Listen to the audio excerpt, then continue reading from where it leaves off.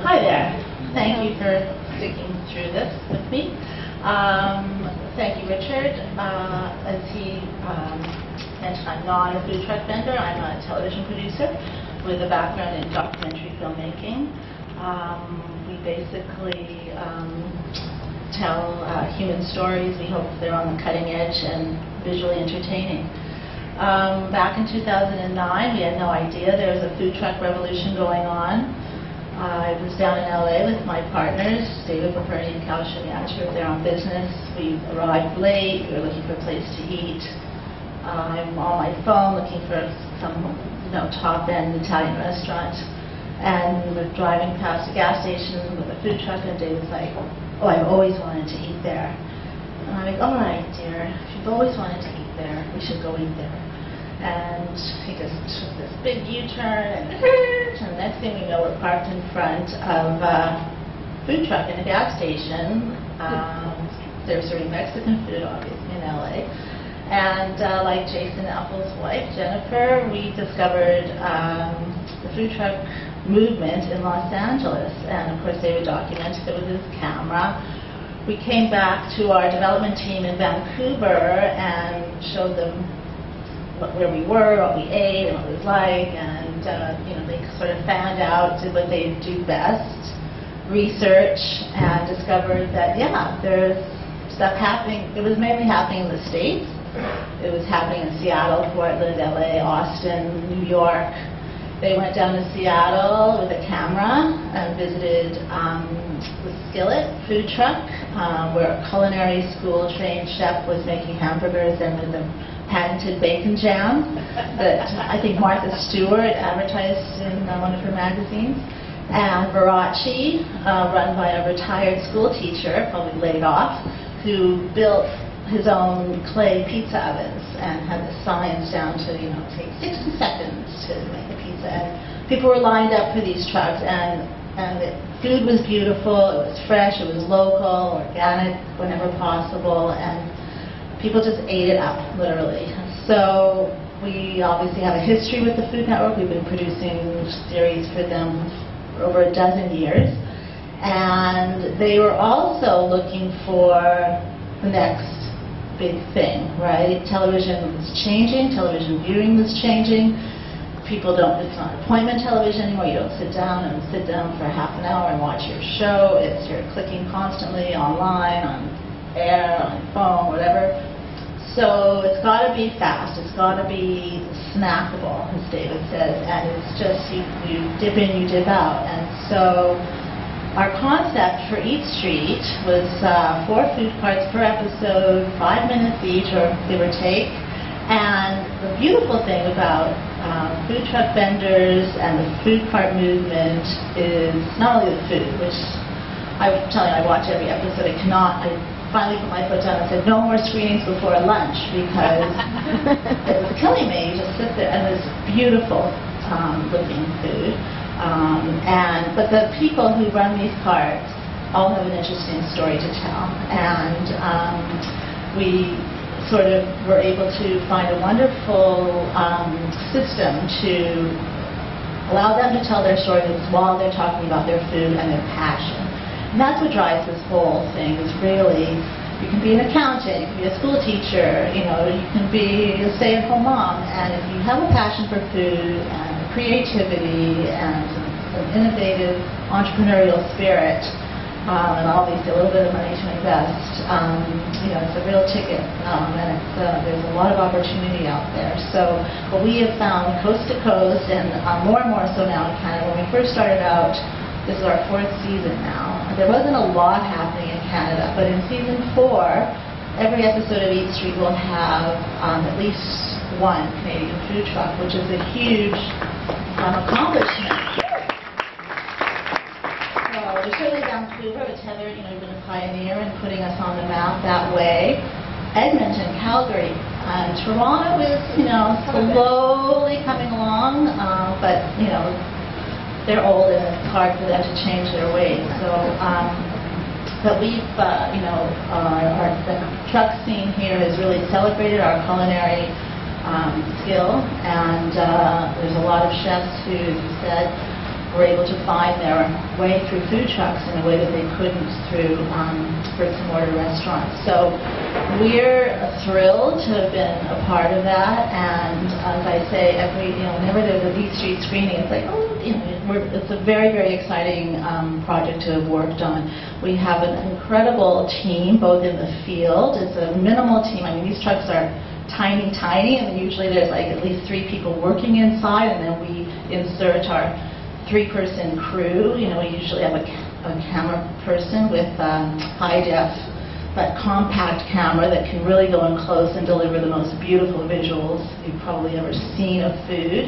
And our director, of course, who interviews both the vendors and the patrons. And there's always a food blogger who's going to tell you what the culinary features of the food are. So it's a wonderful system that we've got going. And of course, our editing team just has it down. We cut it really fast, fun, with great graphics and music. We try to make it as entertaining as possible, and of course we're in our 4th season. It's premiering April 8th. That's next Monday on Food Network, and we're hoping to keep it going because it's been such a great vehicle for us, for the vendors, for the broadcasters, for the advertisers, for the viewers. It's a win-win-win situation. I should also say, as Clement was saying about La Tigre, that one of the things about the food truck revolution is that it's really been built on social media. He said they weren't quite familiar with Twitter and Facebook when they started, and they opened up their truck and said, okay, we're here, and there was nobody there. So it became obvious, I think, to a lot of vendors that they needed to be tweeting and posting about their locations, especially if they're mobile, so that people out there would know where they are, and also that they'd have an online presence. And it's funny because Cal Shemiatra, our partner, used to walk around the office when we first got our green light from Food Network and said, gee, wouldn't it be great if we get an app where you could sort of turn on your phone and then find out where the nearest food cart was? And I'm like, yeah. This is like 2010, before everyone had an iPhone, and we didn't really take them very seriously. But then we were working with a woman named Alexandra Samuel, who was running the Social Interactive Media Center at Emily Carr, and she was consulting with us around how we could broaden our television programs onto multi-platform, like what kinds of things we could do to get our shows out there. And when she heard Cal sort of mumbling about this app, she was like, wait a second, and she went back and she mocked up all these pages that illustrated how an app might work with should be a food cart locator. And we took it to Toronto, we put her in front of the Food Network, and we pitched the idea of having a companion app for the show. This is even before we had delivered an episode, and they said, yeah, really good idea. So Alex got us in touch with Invoke Media, who were the designers of Hootsuite, among other things, Foodie, other social media vehicles. And it was a great partnership, and they really taught us the value of using social media for food trucks. And our app was launched concurrent with the launch of our first episode of season 1 in it was April 2011, so 2 years ago. And it was a huge success, I think, 100,000 downloads within the first 2 weeks. We've since had a second iteration of it that premiered along with our, season 3 last year in 2012. We had seasons 2 and 3 sort of. Season 2 premiered in fall of 2011, season 3 in spring of 2012, and our second iteration of the app, where you could add your own cards and have a craving list and connect it with your social network. So it's sort of a much broader application of it.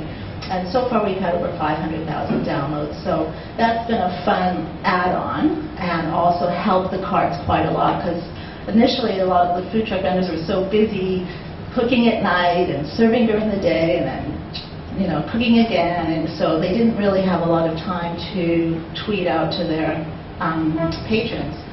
But we encourage them by saying, if you give us your data, we'll certainly put it on our app, and I think that helped their sales quite a bit. So they kind of twigged into the need for that social media aspect as well. What else can I tell you? I don't know. Everyone said just about. I mean, Jason talked about the personalities. Our vendors have been really the driving force for a lot of our stories, coupled with the food. And you talk about quirky. I mean, there's been incredible fusion, not only ethnic fusion with food, Korean tacos or meatball burritos or whatever it is, but you can get a Philly cheesesteak in Lansing, Michigan, or you can get a tuna tataki taco in Providence, Rhode Island. So unlikely, or what else do we have?